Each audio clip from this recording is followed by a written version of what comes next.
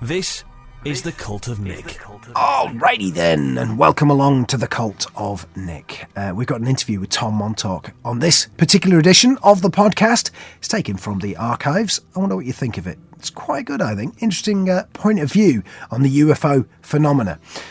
I'll give you some words at the end. It's Kerrang Radio's late night talk show the night before. Hello, my name's Nick Margerrison. Thanks for being where you are listening to the radio. Now then, let's get someone on the airwaves who is a friend of the show. We've had him on in the past. And his name is Tom Montalk. His website is montalk.net. That's MONTALK, montalk.net. You can log on to there, find out more about him. Let's get him on the air. Tom Montalk, how's it going? Hi, it's going great. Thanks for having me on. So, listen, here's what we're going to do. We're going to talk to you now about extraterrestrials and the differences between kind of the good extraterrestrials and the bad extraterrestrials. You're an expert in your field of aliens. What are you going to tell us? Well, I'm going to go over the basic situation of what I believe the different types of alien groups that are here on Earth today, and what some of their different intentions are, and hopefully how we can distinguish between them if they ever decide to show themselves to the world. Right, okay, so how many alien beings are currently living on this planet? Oh, I've heard different values on that, and it tends to range anywhere from, let's say, 2 million to, it depends. I mean, if they're living underground, who knows how many levels underground they could be existing in, so it's very difficult to tell. So is it possible that there are alien beings living actually in caverns underground? Yeah. Actually, there's been people who, abductees who claim they've been taken by aliens, and some of them claim they've been taken to underground bases. So we do know, based on their reports, that yes, aliens do live in bases underground or inside mountains, for instance. Okay, so what you're saying is that sometimes when people are abducted, it might not be the case that they're being taken off to some far-flung space station, but actually they might be being flown underground. Exactly. Well, it's easier hiding something underground than trying to keep it aloft in orbit. Yeah, that makes sense. Okay, well, go on then. About 2 million alien beings possibly on this planet. At least. Yeah. How would we distinguish which ones are I hate to put it like this, but the goodies and the baddies? Well, I think the best way to start with that would be to look over just the basic situation, okay? The basic situation is, as far as I can tell, humans are simply not alone in the universe. So aliens exist, and as far as I can tell, they are here on Earth right now. And there are many, many different types with different agendas, and they don't all seem to get along with each other. Right. But the one thing that they all seem to be obeying so far is the directive that they simply cannot reveal themselves to the world and mess up everything, as far as our social structure and our economic structure goes. So what you're saying then, Tom, is you're saying there is potentially 2 million alien life forms on this planet, and they're not all the same type of alien, and they don't seem to get along with each other, the different types. There's sort of interspecies conflict. Yes, it's a conflict, but it's more like a Cold War. Because, the Cold War between the U.S. and Russia, there wasn't any actual real all-out major war, but it was a very tight state of tense balance between them. There's a lot of tension going on. And so the case seems to be the same with the different alien factions in that they can't just, recklessly battle each other and, have UFO pieces raining down over cities and all that crazy kind of stuff. So they have to be very low down about their conflicts. And what that does is it sets up a very similar Cold War situation where they have to work within certain restrictions, very careful restrictions about being covert about things. So they're sort of being unpleasant in diplomatic situations. Yeah, and they can work only. It seems to be that they can only work with humans on a individual or secret basis. Well, I was just going to come on to that, because if you're telling us 2 million alien life forms on this planet, do any of the governments know about this? Because that's a lot to keep quiet. Yeah. No kidding. Well, I think as far as like the 2 million goes, you can divide them up into the different alien types, and there are 4 types that, at least in the research literature, keep coming up again and again and again. And I've talked about these in the latest article on my website, which is all about the subject we're talking about now. And the 4 types, as far as I can tell, that seem to be the most common are the Greys, which we're mostly familiar with. They're the little short guys with the big heads and the black eyes. Yeah, the Greys, for anyone who's not sure now, the Greys, I do know that you're talking about the classic alien there. Yes. And do you know what? I think most people in the UK might know what I'm talking about when I say there was quite a famous poster of a Grey smoking a big fat joint that that was quite popular in the UK. That is the alien we're talking about, but they're not known to use cannabis. Well, yeah, right. But Yeah, are they goodies or baddies? Well, I'll talk about that in a minute. But I mean, as far as it seems that they're more in the neutral category. They're more like organic, biological robots. In other words, they do whatever they're programmed to do. So rather than having their own individual agenda, it seems they're more like instruments or proxies for some other alien group. So it depends on who's using them. Right, so they're like almost like ants. Yeah, I guess so. In that they do as they're told and they're following the Queen. Yeah, I mean, there's different types of Greys, of course. There's those really short robotic types, and then there's taller ones who seem to be a little bit more sentient. But overall, their characteristic trait is that they're very much like servants, and they're extremely psychic. But overall, they seem to be kind of like organic robots, at least in my book. How strange. Okay, so they're not. Well, they're neither good or bad. It just depends who's in control of them. Right, exactly. So that's one type. The other types, which I think you guys are probably familiar with, thanks to David Icke, are the reptilians. Right. Yeah, the shape-shifting lizards. Yeah, reptilians, and I personally don't believe that they're shape-shifting, but I do think that they can psychically influence people. So what would one of those look like? Oh, there's different types. Essentially they look like upright alligators. So imagine if you were to cross an alligator with a human being. Uh-huh. So, an alligator that stands on two legs, and he's got two dexterous arms, and, sort of a face with a snout and big eyes with vertical pupils. So that seems to be the most common description based on people who've personally seen him. Right, and that doesn't include you. You've never seen one of these. When I was a kid, that's a whole other show. Yeah, I did see some strange things as a kid, and I think I do have some faint memories of reptilian beings. I know I've seen a cross between a reptilian and a Grey. I mean, there's just all these different kinds of hybrids. Hybrids, so I know I've seen them. Well, the thing is now, for the reptilians, and like you say, David Icke talks about them, they, in theory, control large parts of the world by, infiltrating power groups. Now, do you believe that to be true? Are the reptilians, are they the leaders of the world? Well, here's what I know. I know that from abduction accounts, the same people that I mentioned earlier who have been taken to underground bases, they've seen aliens and human military personnel working side by side in a lot of these bases. So are we talking reptilians and military or Greys and reptilians and military? Yeah, I mean, which makes sense because the military is interested in, acquiring new technologies and, any advantages over their adversaries. And if that includes making alliances with certain alien groups that can give them, that tactical advantage, then they're going to do it. So reptilians and Greys are the ones that are most likely to do that sort of a deal because, they're quite cunning, and I think in the end they're planning on using the human military for their own purposes. So it's kind of a game that they're playing like that. So we wouldn't class them as goodies then? I wouldn't rule out the possibility of positive reptilians, but I think positive ones are probably in the minority, and they would really try to keep a low profile. Gotcha. So what else have we got? What are the types? Yeah, okay, well, there's just two more. Another common one, well, actually, they're not too common, but they've been seen, are these beings. They look like praying mantises, but they're about the size of humans, but taller, so they're very insectoid in a way. Weird. Yeah. I've never heard of them before. Yeah, they're not too popular, but they tend to be seen alongside Greys and reptilians, so, it seems to be part of the same little faction working together. Okay, yeah, so these are all quite demonic, aren't they? And what else have we got? Okay, and of course the other group that's pretty common are the Nordics, which I mentioned in the last time I was on. Mm. And the Nordics, they're the ones that actually look a lot like us. They could be walking around in the streets, and we most likely wouldn't recognize them. Are these the ones that are supposed to be kind of like tall, good-looking, blonde hair? Yeah. I mean, they could be walking around in Sweden, and no one would think any different, right? Right, I see. So they kind of look, like you say, Swedish. Is it? I guess they fit into that Aryan mold, don't they? Yeah, they do. I mean, there are some that seem to have dark hair. One of their characteristics is that their eyes tend to be a little bit larger than those of regular humans.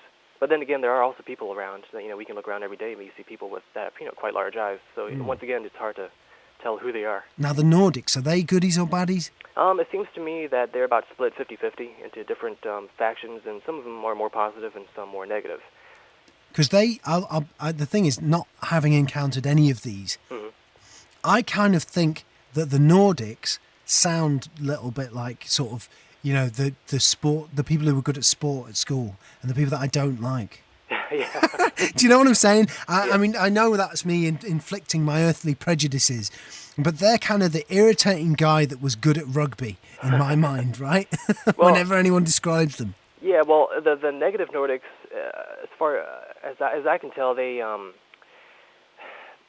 almost like, I mean, okay, imagine if the Nazis had taken over Earth, and this is in the far distant future, and they, they Aryanized the entire Earth, and then they sent back time travelers into the past who are these perfected Nazi super beings. That's what the negative Nordics are sort of like. Yeah. Just to draw an analogy. And that's what I'm always picturing. I'm always thinking bloody Adolf people and, stupid Germans wandering around bombing my home city. I always kind of imagine, someone who would be good at sport and who I wouldn't have got along with at school. Yeah. Well, I mean, the Nordics of both types, they seem to be advanced enough that they've kind of taken control of their own genetics, through genetic engineering and enhancements and so on. Right. So, it would only be natural that they would have better physiques than the average human who, just kind of intermarries and breeds at random. So, of these four groups that you're saying, you're saying there's, at your estimate, at least 2 million alien beings living on this planet. Yeah, at least. Divided up into these four different species. Yeah. And what is there? I mean, so they don't all collectively get on, but the Greys and the Reptilians seem to have an alliance going on. The governments of the world, are they all conscious of this extraterrestrial presence on this planet? I'm not sure. I don't think like some of the smaller third world countries are, because they don't need to be, you see. Mm-hmm. Negative aliens, the way that they work, they tend to use cunning and deception and strategy and infiltration. And the only places that they would really target are the major power centers of Earth. Right. So, places like America and UK and, Israel, Russia, those kinds of places. Yeah. They would probably try to work their way into. So, for example, Vladimir Putin, he's the big man in Russia. Would he be aware of the extraterrestrial presence on this planet? Yeah, I'm guessing. I mean, of course, I can't confirm that. No. I never talked to the guy, but... Well, maybe we'll give him a call and check. Yeah, right. Actually, best not. He's a bit of a spicy character, that guy. We'll leave him alone. But yeah, I guess someone like that would be informed. Whereas, what about someone who was maybe not as far down the road in politics? Someone like the local MP, our local MP or something like that. They, I'm guessing, wouldn't be let in on this kind of information. No. I mean, of course, not really. Do you see what I'm saying? I'm trying to work out yeah. how this cover-up works. So you're saying that there's about 2 million entities. So is it possible, you're saying, that some people who are listening to us talking now, they may have bumped into an extraterrestrial, a Nordic or whatever, and not realised that it was an extraterrestrial being? Could it be possible that you'd bump into them in a cafe and have no idea? Right. I mean, if they have an interest in you for some reason, they might have a short conversation with you or just kind of hang out, and you wouldn't realize it. Especially if you're not aware that they even exist. Yeah. You see, this is the strange thing for me, Tom. I believe that we've been visited and contact's ongoing, but I'm not quite sure which version of events I necessarily go along with. So for something like this, I would not be looking out for it. Right, so I could quite easily have met. They could have even come along and one of my public appearances or something, shaken my hand, got my autograph, and buggered off. I would never know. Do you know what I mean? Yeah, I heard that happens, like UFO conventions and any place that's sort of interesting to hang out in. Yeah. Yeah. Really? So you're saying that these extraterrestrials take an interest in the UFO community? Yeah. I think just to kind of keep up on what us humans are thinking about them. That's very strange. So when do you think that this kind of information is going to come out into the public?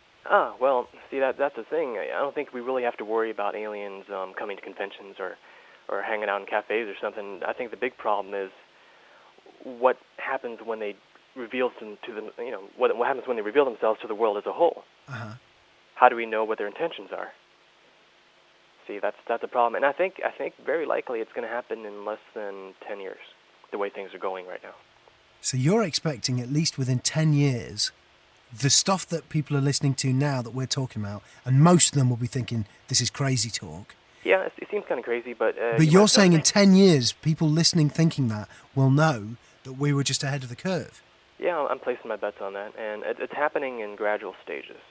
Like last year, you already had Edgar Mitchell, the astronaut, on in July of 2008, and he himself admitted or confirmed his opinion that aliens are real. And then we had the Vatican announcement as well. Yeah. The Vatican announcing that belief in extraterrestrials doesn't compromise your Catholicism.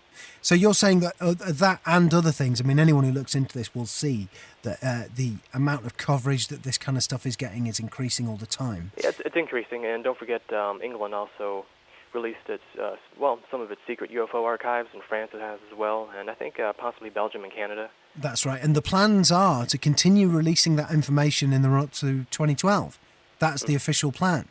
So, are you thinking that maybe this is going to come in a controlled announcement from the governments on this planet? They will finally start, saying, okay, yeah, there's truth in this and here is what it is.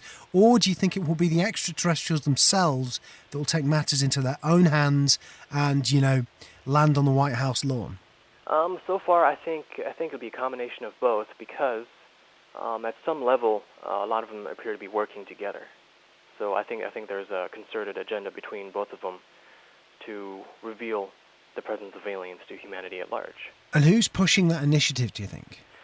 I don't know their names, but I do know that it's a huge effort working from multiple angles. Okay, you've got UFO sightings on the increase. You've got, I think in the coming years you're going to see more and more contactees, which are people that have been contacted by aliens, coming out and kind of presenting their case. And that's going to converge with more government insiders coming out and saying, yes, I've been working on this project and aliens are real and here's what I've seen.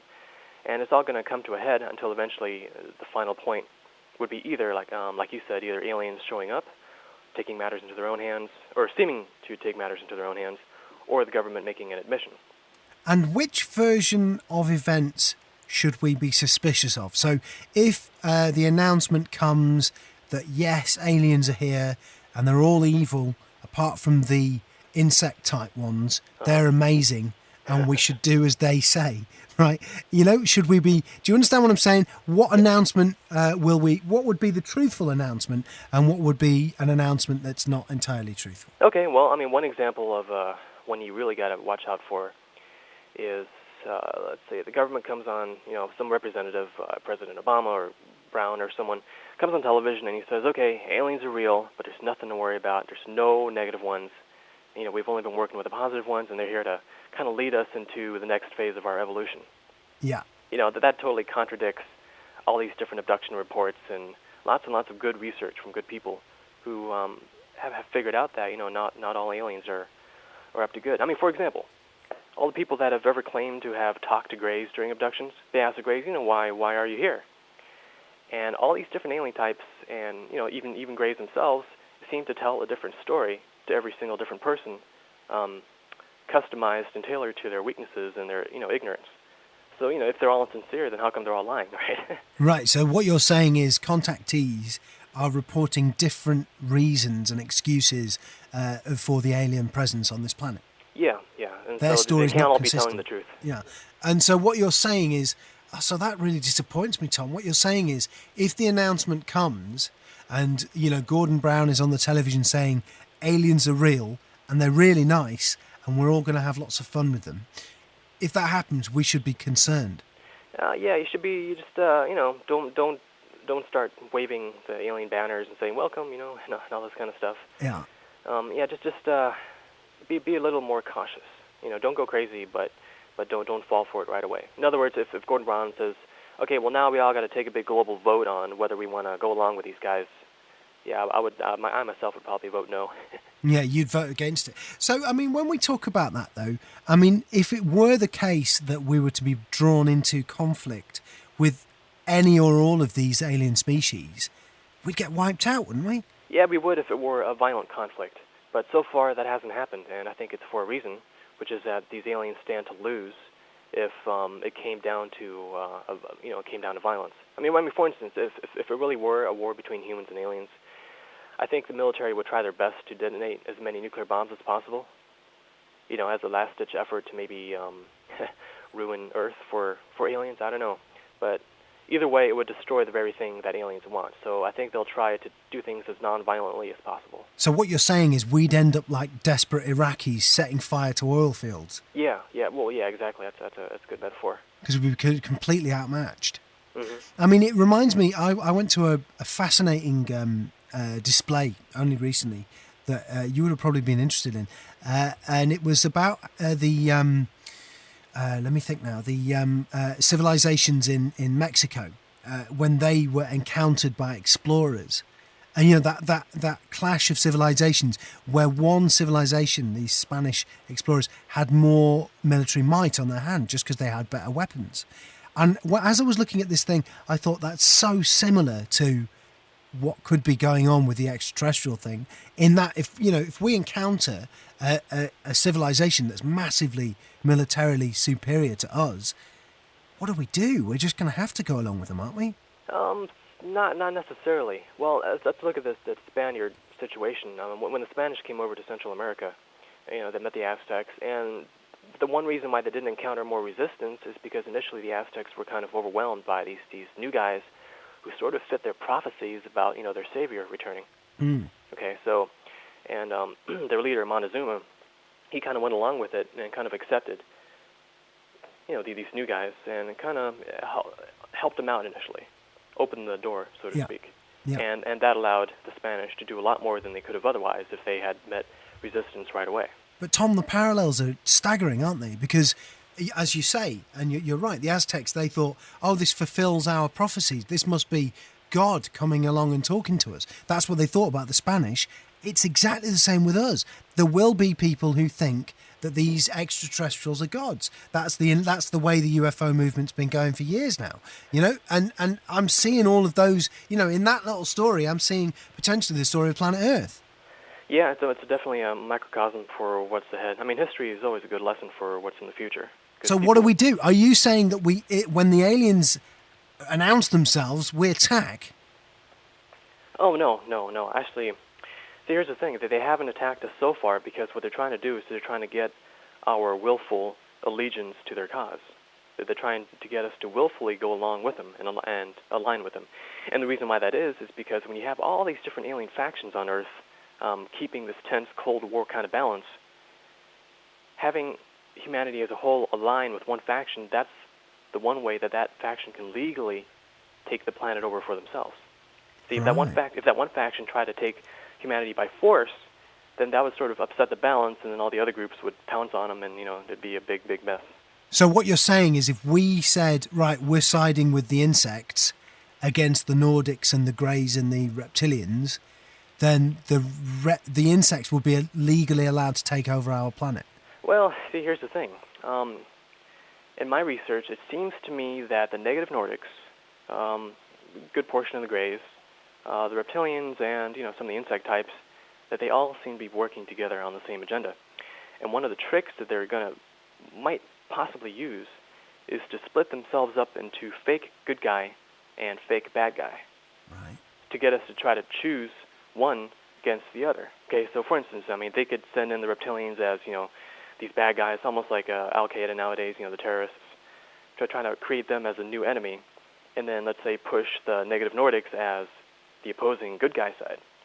Mm-hmm. So then we choose one side falsely against the other, which that's a pretty effective tactic. It's been used in history before.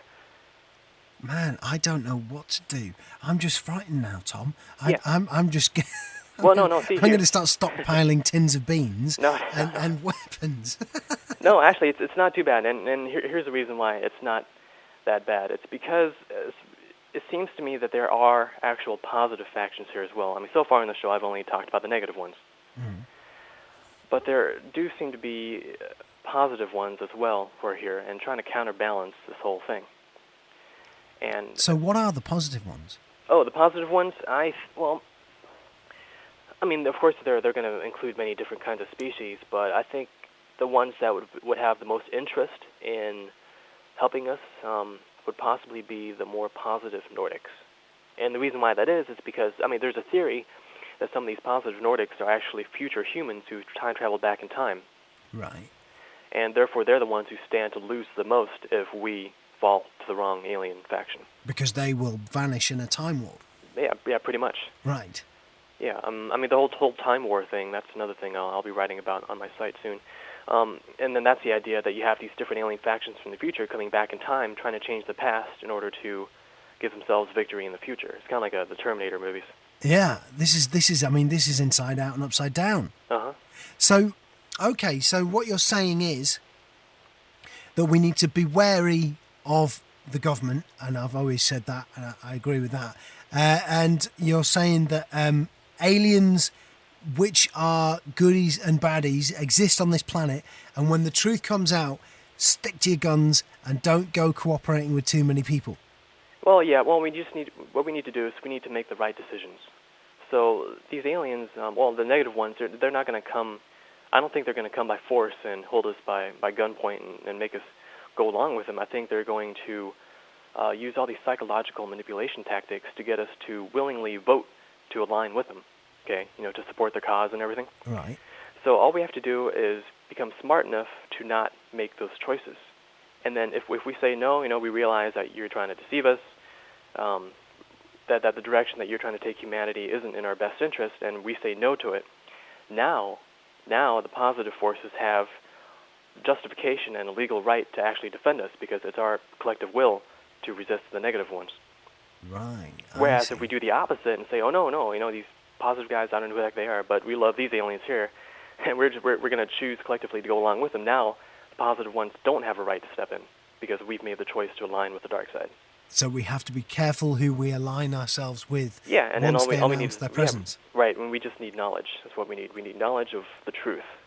And unfortunately, I don't think if the government, or I should say the military-industrial government complex, or whatever you want to call it, if they ever admit that aliens are real, I seriously don't think they're going to give us the whole truth. I think they're going to tell as much as is convenient to their own, self-interests. Well, when it happens, Tom, you'll be one of the first people we call. Okay, yeah, I'll be ready. Do you know what, Tom Montalk, I like talking to you every time we get you on. You're a friend of the show. Your website, which is a fascinating glimpse into this world, is montalk.net. That's M-O-N, talk, T-A-L-K, montalk.net. Listen, thanks for joining us on the show, man. Yeah, thanks for having me on. There we go, and hope that made sense. And Tom Montalk there. I think it's it was the editor of the Disinfo website, Matt Staggs, who once said to me that it's often like panning for gold, talking to some of these people, and I think that is the case with most of them. You sit there, you have a little chat, and you don't necessarily agree with all these people, fine. You're talking to people with quite extreme points of view sometimes, but what you do is you let them talk, and every now and then they say something that makes you see the world from a different perspective. That's the case with Tom Montalk for me. I may not agree with him, but there's a number of things where you think, hang on, I never quite looked at the world like that. So there we are. That's why I've drawn it out of the archives, whacked it onto the podcast for you. Thank you very much to all the people that have been promoting the podcast. We've gone into overdrive with some people, and one person in particular, I don't know who it is, has put a link through from a very big website across to the personal blog. I can't thank you enough for that. Wow, did that do some serious impact to the listening figures. We're climbing all the time. We want to hit the 1,000 per episode download watershed, which we've not quite hit yet. We're a little bit away from it. So if you would do me a favour of continuing to promote the Cult of Nick, that would be a bonus. Oh, and incidentally, if anyone asks you if it's a proper cult, say yes. Yes, it is. We meet, everyone who listens to the podcast, we meet in a special secret location somewhere near, I don't know, Dunstable. I've never been to Dunstable, but maybe that's where we hook up. And, it's amazing. The cult, the stuff we do, you wouldn't believe it. Actually, we've decided a rule on that one now, haven't we? The rule is this. To join the cult, you have to listen to all of the episodes of The Cult of Nick. That's the only requirement to join the cult. And then beyond that, well, that's as far as we've got. I don't think we're going to be doing anything else with it, to be honest. It really is just a title for a podcast. In the back of my mind, I was referencing a guy called Terence McKenna. Now, you could do yourself some favours by listening to Terence McKenna on YouTube. He's very interesting. There's a lot of controversy surrounds him. But he used to often say that, culture and ideology are not your friend. And he would often say that society is the world's biggest cult. Couldn't agree more. It's very strange, actually. I've spent a lot of time studying small religious groups and people with bizarre beliefs, and the way in which they control, or manipulate certainly, their followers is very, very similar to the way in which society manipulates people on a mass scale. Things like the NHS in the UK, the BBC in the UK, do act, to a certain extent, as big cults. They have their own language, they have their own belief system, they have certain ideas you've got to sign up to, they have requirements for you to join. They put you through various different tasks and so on. Very, very similar to cults.